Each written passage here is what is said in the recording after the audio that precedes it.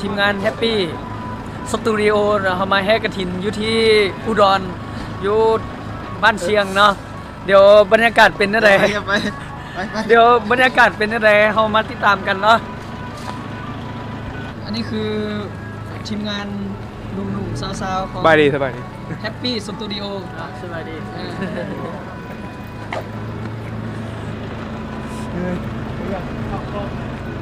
ไม่ได้มาตื่นปีวัดสิริมงคลปีนี้มาย้อนกลับมาวัดกุศลไปดูในวัดของเมฆกุศลใจ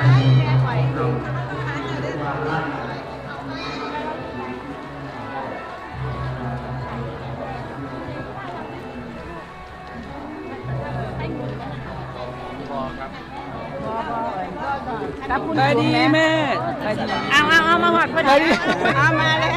ล้วสบายดีได้ดีพ่อ มาครบไหมมา18 คนเขาเจ้านะทำหลังมา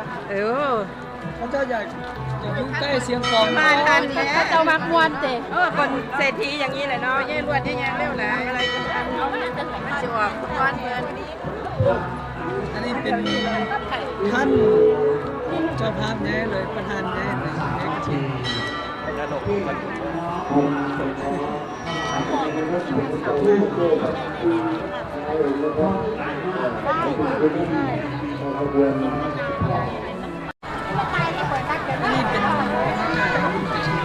นนี่